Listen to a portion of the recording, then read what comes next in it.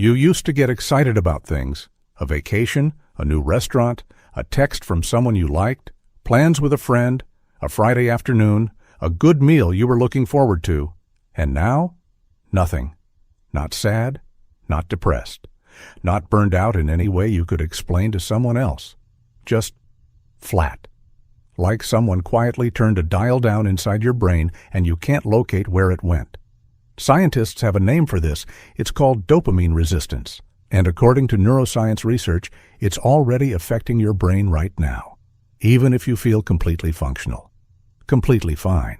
In fact, there's a case to be made that the more functional you appear, the more productive, the more entertained, the more constantly connected, the more severe your dopamine resistance actually is. Because what nobody ever told you about dopamine is this: it is not the chemical of pleasure, it's the chemical of wanting, of anticipation, of craving, of the moment just before something good. And when you flood your brain with too much wanting, too fast, too often, too easily, your brain does something almost violent to protect itself. It deletes receptors, not metaphorically, literally removes the docking stations that dopamine binds to. And when enough of them are gone, the same things that used to feel rewarding now register as nothing, not a little less exciting. Nothing. This is the exact mechanism that drives addiction. Researchers call it downregulation. And what the science is now showing, through brain imaging, through behavioral studies, through clinical observation, is that it's happening to people who've never touched a drug in their life. Through scrolling, through sugar, through the endless low-grade stimulation of modern life. The good news, and there is good news, is that your brain is not permanently broken. Receptors regenerate. Sensitivity returns, but only under the right conditions. What I'm going to walk you through today is a 7-day protocol built directly from what the research shows about how receptor recovery actually works. Specific, sequential, each day targeting a different part of the mechanism. Not a detox, not a wellness cleanse, a neurological intervention grounded in peer-reviewed research. And I'm going to give you the science at each step, because understanding what's actually happening inside your brain is what makes the difference between doing this once and it's sticking versus doing this once and sliding back to baseline inside 2 weeks. But before the protocol makes sense, you need to understand what actually happened inside your brain. Because this isn't about willpower. It's about a system that was hijacked and a system that can be reclaimed. Ask most people what dopamine does, and they'll say the same thing. It's the pleasure chemical. You do something good, it releases, you feel good. That model is wrong, not partially wrong, fundamentally wrong. Neuroscientist Wolfram Schultz spent over a decade mapping the precise moment when dopamine neurons actually fire. He wired up primates with electrodes capable of detecting individual neuron activity and ran thousands of trials delivering food rewards. And what he found, published in Science in 1997, changed the entire field. Dopamine doesn't fire when the reward arrives. It fires when the reward is expected. When the animal received a cue signaling that food was coming, dopamine surged immediately at the moment of anticipation. If the food arrived as expected, dopamine held steady, no additional spike. If the food was better than expected, a bonus, a surprise. Dopamine spiked higher. And if the food didn't arrive after the cue, if the expectation was broken, dopamine dropped below baseline. The system isn't tracking pleasure, it's tracking prediction and surprise. Schultz called this the reward prediction error signal. It's arguably the most important neuroscience finding of the last 30 years. Get something better than expected. Dopamine spikes hard. Get exactly what you expected. Dopamine stays flat. Get less than you expected. Dopamine drops below baseline. You feel slightly worse than before. This is why chasing guaranteed pleasure never satisfies. The 100th time you eat the same food, it's already expected. The dopamine signal is a fraction of what it was the first time. And critically, the 100th time you check the same app and find nothing meaningful, dopamine doesn't stay neutral. It drops. You feel slightly worse for having looked. You've probably noticed this. A compulsive phone check that finds nothing doesn't leave you feeling nothing. It leaves you feeling hollow, vaguely unsatisfied, reaching for the next check before you've processed the last one. That's the prediction error going negative, and it's part of why dopamine resistance feels the way it does. Not just flat while still wanting more stimulation even as stimulation stops delivering. The seeking circuit is running. The satisfaction circuit is offline. What you're actually chasing every time you scroll, every time you pull to refresh, every time you open an app, is not what you find. It's the anticipation of what you might find. The slot machine isn't compelling because you win. It's compelling because you might. And your phone, every major platform on your phone, is designed explicitly around this neuroscience. Variable reward schedules, where rewards are unpredictable, intermittent, variable in size, produce the highest rate of continued behavior. This is the most robust finding in behavioral conditioning. It's why you can't stop scrolling even when you're bored. Not because the content is good, because the next piece might be. And your dopamine system can't stop anticipating. Every notification, every like, every comment that might be there. Your brain is running a prediction loop that's been hijacked by systems specifically designed to keep it running. The result, over months and years, isn't increased reward sensitivity.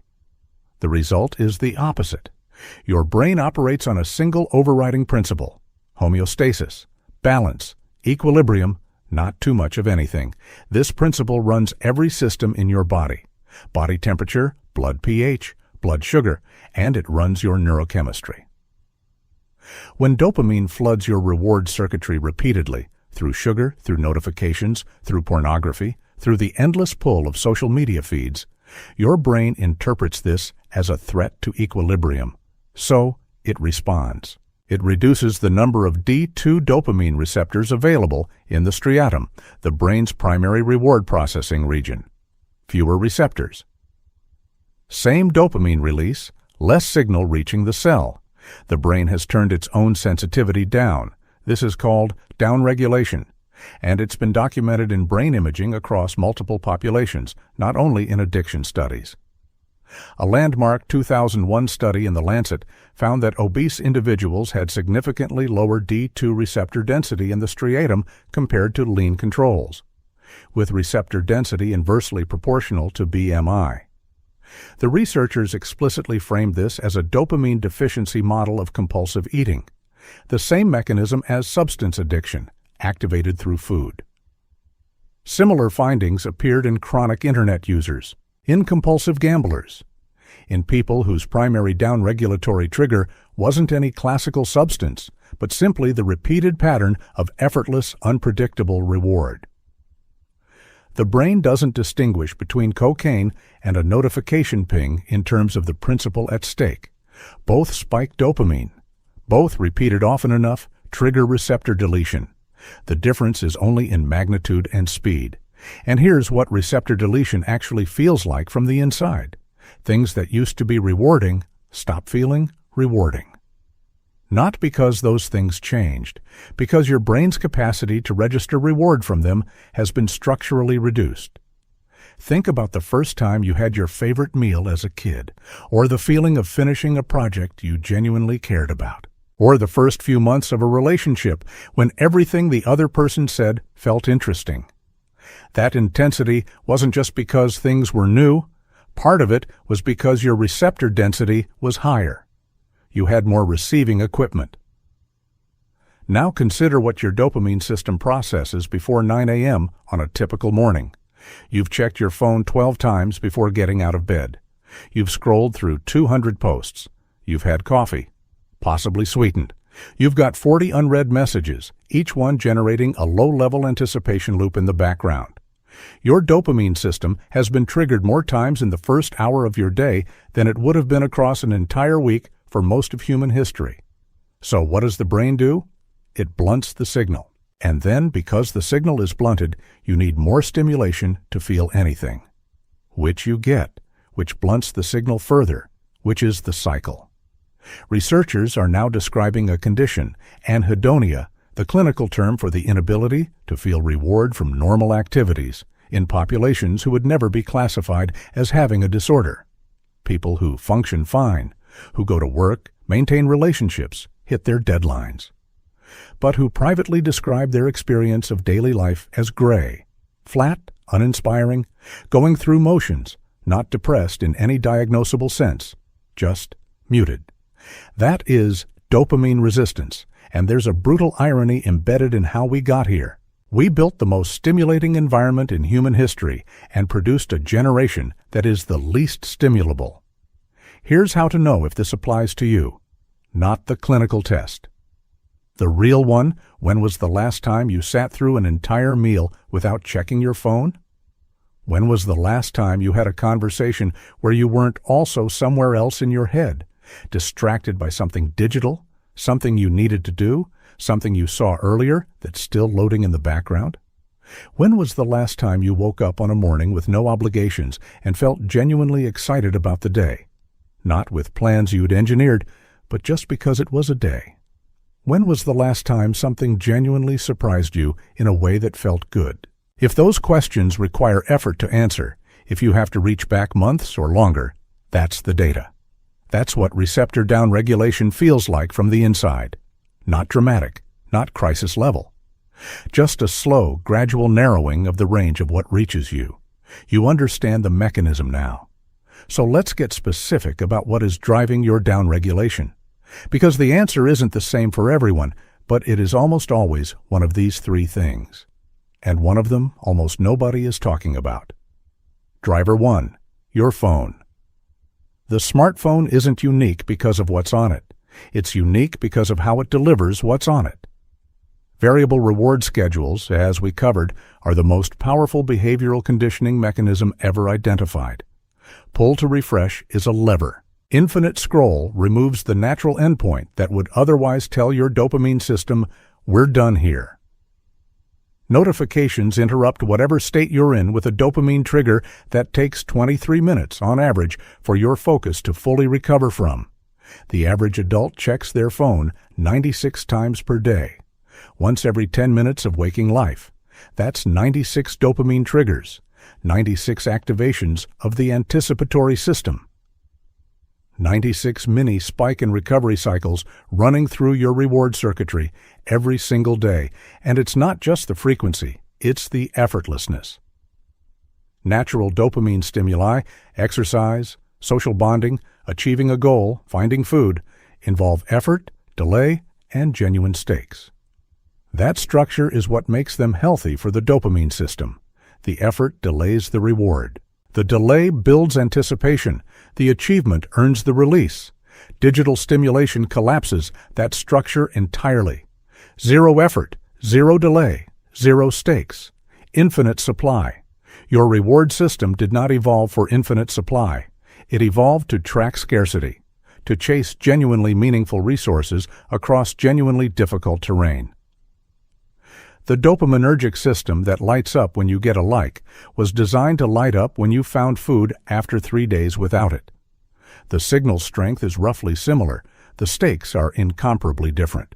And when you run that signal 96 times a day against no meaningful stakes at all, the system degrades. Driver 2, sugar and processed food. The second driver is legal, freely available, socially encouraged, and neurologically identical in its mechanism to stimulant drugs. Sugar. Research using rodent models, and later confirmed in human neuroimaging, showed that sugar activates the nucleus accumbens, the brain's primary reward hub, in ways that parallel the activation patterns of cocaine and amphetamines. A Princeton University study found that rats given intermittent access to sugar showed dopamine surges, tolerance effects, and withdrawal symptoms consistent with substance dependence models. And critically, repeated sugar exposure reduced D2 receptor density in the same neural regions affected by drug addiction.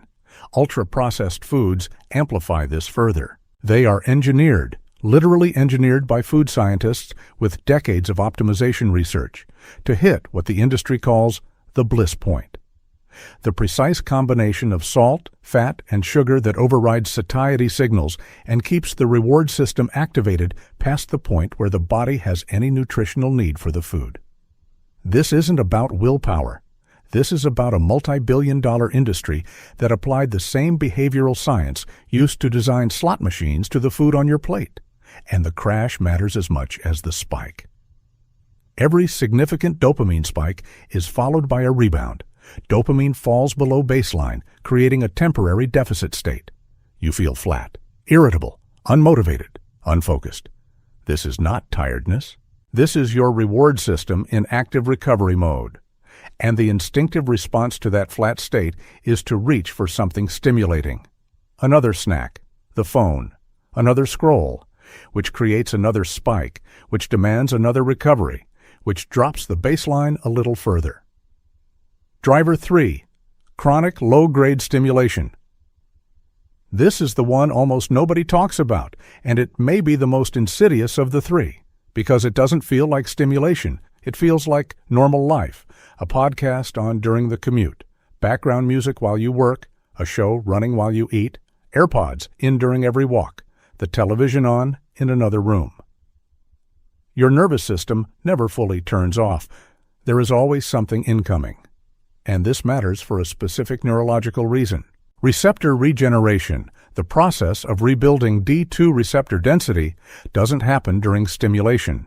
It happens during a specific brain state called the default mode network.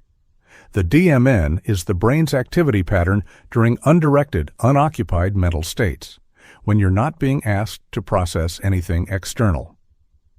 Research from the NIH and multiple independent labs has shown that the DMN is not idle. Far from it. It's involved in memory consolidation, emotional processing, creative association, self-reflection, and the maintenance of motivational and reward systems. When you never allow your brain to enter this state, when every moment of potential silence is immediately filled with incoming content, you are interrupting the neurological maintenance that your reward system depends on. You are keeping the mechanic locked out of the shop. Silence has become intolerable. Most people feel genuine anxiety at the prospect of being alone with their thoughts for more than 60 seconds. That intolerance is not a personality quirk. It is the symptom of the condition it is simultaneously causing. Before I give you the protocol, there's something critical you need to understand. Otherwise, you'll try this for a day, fail, and conclude you lack discipline. You cannot willpower your way out of dopamine resistance, not because you're weak. Because willpower itself is a dopamine-dependent function. The prefrontal cortex, the region responsible for impulse control, delayed gratification, resisting immediate reward in favor of long-term benefit, requires robust dopaminergic signaling to function. When your dopamine system is downregulated, the prefrontal cortex is the first system to show impaired performance, which means the very cognitive resource you'd use to override reward-seeking behavior is degraded by the same process that created the reward-seeking behavior. This is not a metaphor. A 2018 review in Nature Reviews Neuroscience described how impaired dopaminergic signaling in the prefrontal cortex specifically undermines top-down cognitive control, the executive function that allows humans to override instinctive, habit-driven, reward-seeking behavior. People with dopamine resistance often describe a specific, frustrating experience. They know exactly what they should do. They want to do it, and they still can't make themselves do it consistently.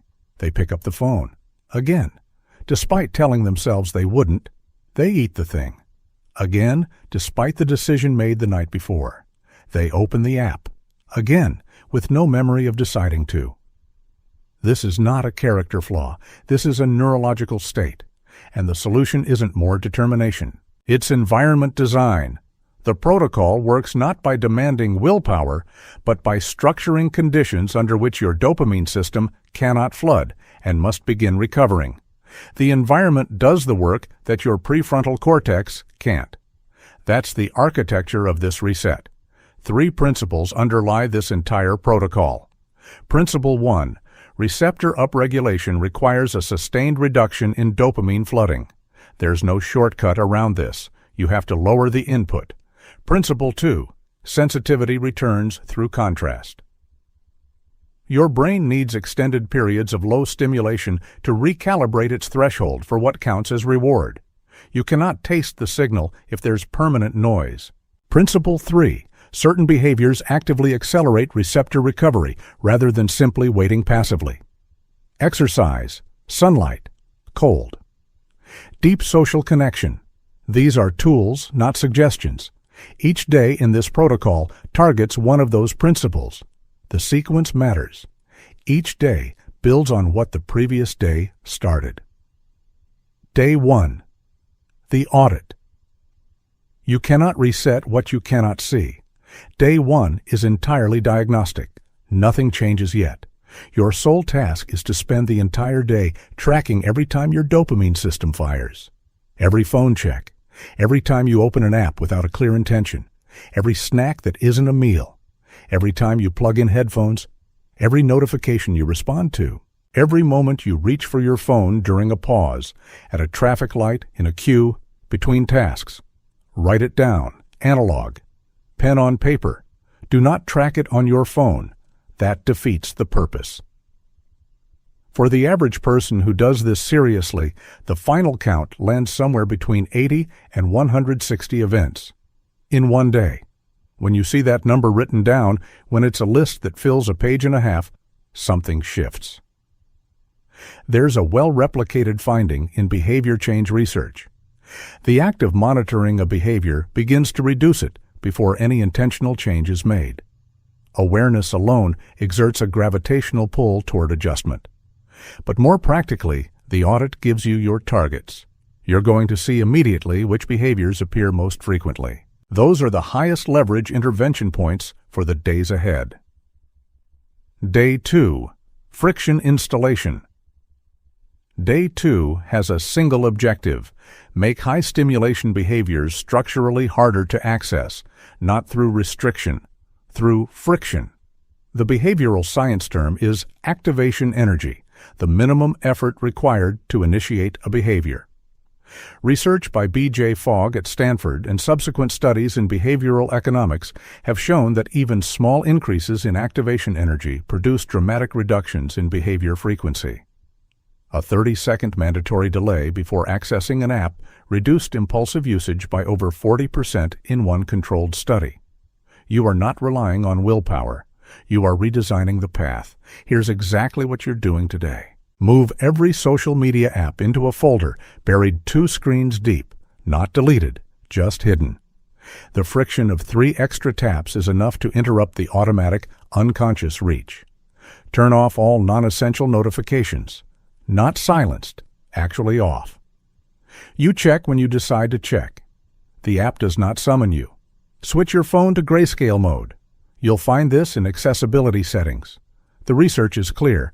Color is a component of the dopamine trigger. Grayscale makes the phone cognitively less compelling without removing any function. Move your phone charger to a different room from where you sleep.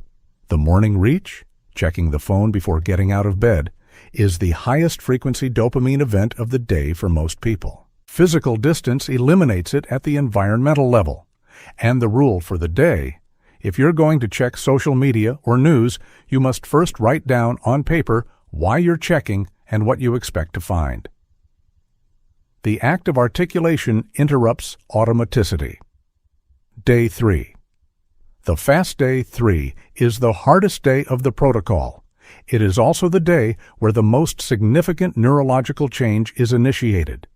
This is a structured 24-hour low-stimulation period.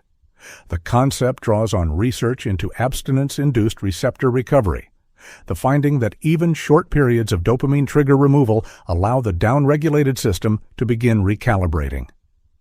Dr. Cameron Sepa, a clinical psychologist at UCSF, formalized the dopamine fasting framework as an intervention for executive behavioral dysfunction. The principle is grounded in the same receptor recovery research that informs addiction medicine. Here's what comes off for 24 hours. Social media, all of it. Streaming, no Netflix, no YouTube, no music with lyrics. Instrumental only if you genuinely need background sound. Added sugar, no sweetened drinks, No processed snacks, nothing engineered for reward beyond its nutritional content. Pornography. This needs to be stated directly and without euphemism. Pornography is among the most potent drivers of dopamine downregulation available to the average person. The supernormal nature of the stimulus, more extreme than any naturally occurring equivalent, combined with the ease of access and effortlessness of the experience, produces rapid and significant downregulation. If this is a factor in your life, it needs to come off today, and likely well beyond today. Gaming and gambling, any activity built on variable reward schedules. What's permitted: walking, reading physical books, conversation, cooking, journaling, low-intensity exercise, sitting with nothing. You will feel something in hour 3 or 4 of this day, a specific kind of restlessness, an urge towards stimulation that feels almost physical, a vague sense of missing something. You are not bored. You are in dopamine withdrawal. That feeling is the evidence that your system was more dependent on external stimulation than you knew. Do not fight it. Let it be there. It will peak and then begin to fall. The fall is the beginning of recalibration. Day 4. The natural rebuild. By day 4, your brain's recalibration is underway. Day 4 is about actively using behaviors that accelerate receptor recovery rather than simply waiting for passive recovery to occur. These are the interventions that your reward system was designed for. Physical exercise, specifically aerobic, sustained, ideally in a novel environment. A 2012 meta-analysis in Neuroscience and Biobehavioral Reviews examined the effect of exercise on dopamine receptor density across multiple studies and found consistent evidence that regular aerobic exercise increases D2 receptor density in the striatum. The mechanism involves multiple pathways: BDNF upregulation, direct dopaminergic stimulation through physical effort, and the novelty-seeking activation that comes from exploring new territory.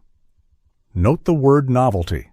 Treadmill exercise at the same speed in the same gym, looking at the same wall, doesn't fully engage the dopaminergic novelty circuits the same way that unfamiliar movement in an unfamiliar environment does. Go somewhere you haven't been. Walk a different route. Take a different road. The exploration matters. Cold exposure, specifically cold water immersion or contrast showers. Researchers at the University of Maastricht measured dopamine levels following cold water immersion and found sustained elevation of up to 250% above baseline, with a release profile that is slow, extended, and stable, unlike the spike and crash pattern of digital or dietary stimulation. This sustained, stable dopamine release is what healthy dopaminergic signaling looks like. Your brain is not being flooded. It's being gently, persistently activated through a stressor it can handle. A cold shower at the end of your normal shower, genuinely cold, minimum 60 seconds, is enough to engage this mechanism. Today's concrete task: at least 40 minutes of exercise outdoors in a location you haven't been recently. End with cold water. Eat food that has no packaging. Pay attention to what you notice afterward. Something may feel slightly different. Food may taste more vivid. Light may register more distinctly. The temperature of the air may land differently. This isn't placebo. This isn't wishful thinking. This is what it feels like when the signaling thresholds in your reward system have shifted, even slightly, toward baseline. Most people have been living with blunted sensitivity for so long they've forgotten what the alternative feels like. Day 4 is often the first day they get a glimpse. Day 5. Boredom as medicine. Day 5 asks you to do something that will feel physically uncomfortable. Scheduled boredom. Twice during this day, once in the morning and once in the afternoon, you are going to sit for 20 unstructured minutes with nothing. No phone, no book, no coffee to focus on, no task to work through. Just whatever your brain does when nothing is incoming. This will sound easy. It is not.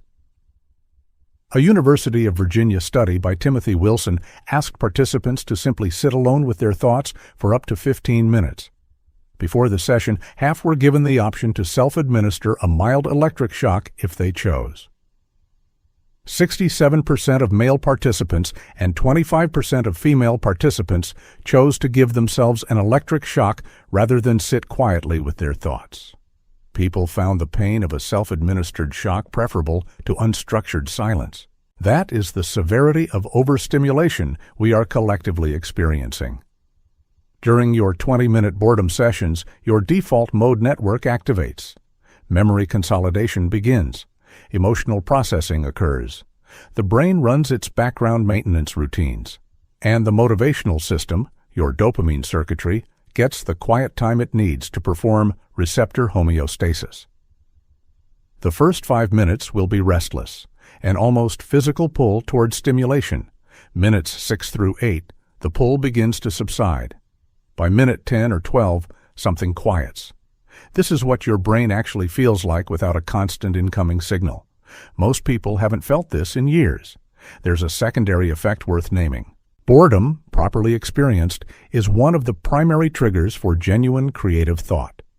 The original ideas, the solutions to problems you've been circling, the insights that feel like they came from nowhere, almost never arrive during stimulation. They arrive in the shower, on a long walk, in the 10 minutes before sleep, when your default mode network is running and there's nothing interrupting it. The people in history who produced the most, wrote, invented, built, solved, were not the most stimulated people. They were often the least. Extended, uninterrupted thinking time was not a luxury for them. It was the actual mechanism of their output. Boredom, for them, wasn't the absence of productivity. It was the source of it. Day 6.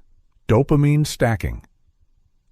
Day 6 is about building a sustainable architecture for the days after this protocol ends, because the reset only holds if you give your system healthier inputs to replace the ones you reduced. The principle is dopamine stacking, not eliminating stimulation, but deliberately layering low to moderate natural stimuli that activate the reward system without triggering downregulation. Morning sunlight within 30 minutes of waking. This isn't wellness content mythology. Research on circadian photoentrainment, including extensive work by Dr. Andrew Huberman's lab at Stanford, confirms that morning light exposure directly influences dopamine system tone through the retinohypothalamic tract and its effects on the suprachiasmatic nucleus. Light sets the baseline for your dopaminergic activity across the entire day. Getting it right consistently is foundational infrastructure. Physical movement before any digital engagement. Movement first, phone second, every morning, non-negotiable. Your dopamine system activates cleanly through physical effort before it's been primed by variable reward schedules. A single, concrete, written goal for the day. Not a list. One thing. Goal pursuit is one of the most naturally potent dopamine activators because it combines anticipation, iterative progress, and genuine stakes. The full structure that natural dopamine rewards were built around. Working towards something specific sustains dopaminergic activation in a way that passive consumption doesn't. Real social interaction with genuine listening, not half listening while thinking about something else. Full attention on another person, face to face if possible. The social bonding circuits activate oxytocin alongside dopamine in a neurochemical profile that specifically supports receptor health, as opposed to social media, which activates the dopaminergic novelty circuitry without the oxytocin stabilization. These 4 pillars, morning light, movement, a concrete goal, real connection, can produce more aggregate dopaminergic activation than an hour of scrolling, with none of the receptor cost. You get the signal without the bill. There's something worth sitting with here. The things that genuinely activate your reward system in a healthy way, exercise, sunlight, focused work, real conversations, are almost all things that take more effort than opening an app. That's not a coincidence. That effort to reward relationship is the structural feature that makes natural stimuli healthy for the dopamine system. When you get a reward without earning it through effort, your brain has no legitimate basis for calibrating its value. thousands of unearned micro-rewards per day produce a system that trusts nothing. That's part of why life feels flat. Not because nothing is happening, because your brain has lost its ability to register the value of what's happening. Day 6 is about rebuilding that registration through stimuli that deserve the response they get. Day 7. The Sensory Audit. You've reached Day 7. Before you pick up your phone, before you reintroduce anything, before the day gets complicated, there's one final task. Go outside in the morning. No headphones, no destination, no agenda. Walk for 20 minutes and pay deliberate attention to what you notice, not to think about the protocol, not to plan your week, to notice texture, color, sound, temperature, the weight of the air. What you're testing is very simple. Does the world feel different? Is there a quality to ordinary experience? The sound of leaves, the temperature shift from sun to shadow, the color of something in the street? That wasn't there a week ago? For most people who complete this protocol with genuine commitment, the answer is yes. Not profoundly, not dramatically, not like a spiritual awakening. More like a volume that was always there that you'd stopped being able to hear. A signal that had been drowned in noise. That's your receptor density shifting back toward baseline. That's your brain doing what it was built to do when you stop flooding it. Let's be precise about what 7 days actually does. It is a start, not a cure. Meaningful structural D2 receptor density recovery, the kind that shows up on PET imaging, takes weeks to months of sustained lower stimulation. What 7 days does is something different but important. It breaks the momentum of the automatic cycle. It gives you a genuine experience of what higher receptor sensitivity feels like. So you have a reference point, and it reestablishes a baseline that makes it much easier to notice when you're sliding back into the old pattern. The research on recovery trajectories in addiction medicine is instructive here. A 2009 study in Nature Neuroscience demonstrated that D2 receptor density in stimulant-dependent individuals showed measurable recovery in as few as 4 weeks of abstinence. The brain's capacity for receptor regeneration is genuine, documented, and faster than most people assume. The variables that determine your recovery rate are straightforward. How severely downregulated you were to start, how consistently you maintain lower stimulation conditions, and how actively you engage the natural recovery accelerators, exercise, cold, real social contact, and the default mode, network time. But the most critical variable in sustained recovery is not neurological, it's structural. The research on relapse consistently shows that people who return to high-stimulation behavior after a period of recovery do so not because they made a deliberate decision to, but because they return to the same environment, the same frictionless access, the same phone in the bedroom, the same notifications on, the same automatic patterns with no structural interruption. The people who sustain recovery are the ones who made the environmental design permanent. The charger stays out of the bedroom. The phone stays face down during meals. The 20 minutes of quiet isn't a protocol anymore. It's a default. You didn't fail before because you lacked willpower. You failed because you changed your decisions without changing your environment. These are different problems with different solutions. And there's something else the research shows, something that most people don't anticipate. When receptor sensitivity genuinely recovers, your relationship to digital stimulation changes without requiring continued effort. You start to notice things your downregulated system couldn't register.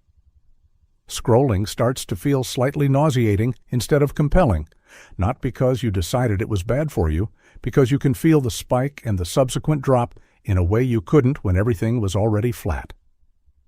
Food without additives starts to taste like something, because your reward circuitry isn't already saturated when you sit down to eat. Silence stops feeling like deprivation, because your brain has relearned how to use it. This is the prize on the other side of the 7 days. Not discipline, not restriction.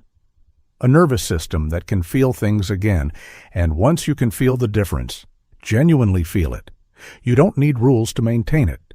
You have data. Your own neurological experience, in real time, telling you what is costing you and what is restoring you.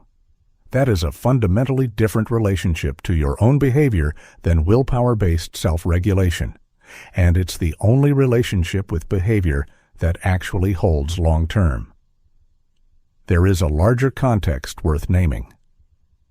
We built a civilization of engineered stimulation, designed by some of the most talented behavioral scientists, psychologists, and engineers in human history.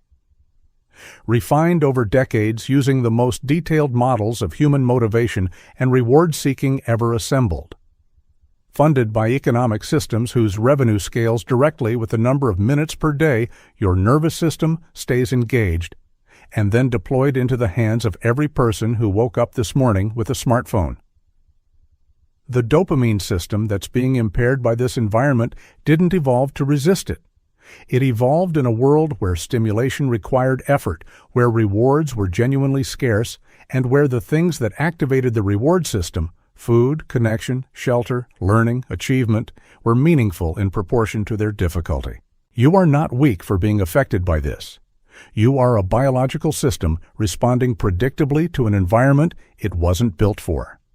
But you do have a choice. Not a comfortable one, not an easy one, but a real one. And the reason most people don't make it isn't lack of desire or lack of discipline. It's because nobody showed them the mechanism. Now you've seen it. You know what dopamine actually is. You know why downregulation happens. You know specifically what is driving it in your life. And you have a 7-day protocol that works with the neuroscience rather than against it. The question that remains, the only question, is what happens in the next hour. Not the next week, not the next year, the next hour. Because the dopamine system doesn't operate in years. It operates in moments. Every time you sit with discomfort instead of reaching for stimulation, that's a moment of recovery. Every time you let silence be silence instead of filling it, that's the default mode network doing what it needs to. Every time you choose the walk over the scroll, that's the receptor density beginning to shift. The reset isn't a 7-day event. It's thousands of single, unremarkable moments that accumulate into a brain that can feel things again. 7 days. Day 1, the audit. See the full picture of what's flooding your system. Day 2, friction installation. Redesign the environment so stimulation requires effort. Day 3, the fast. 24 hours of structured low stimulation to initiate receptor recalibration. Day 4, natural rebuild. Exercise, cold, movement in novel environments. Day 5, boredom as medicine. 20-minute scheduled silence, twice. Let the default mode network work. Day 6, dopamine stacking. Morning light, movement first, one written goal, real human connection. Day 7, the sensory audit. Go outside, pay attention, measure the difference. If this changed how you understand what's happening inside your brain, that's the point. Not motivation, not inspiration. A mechanism. Because mechanisms are what actually change behavior when motivation runs out. Every other video on this channel operates from the same principle, the actual science, the actual biology. No shortcuts. Because you deserve to understand your own body.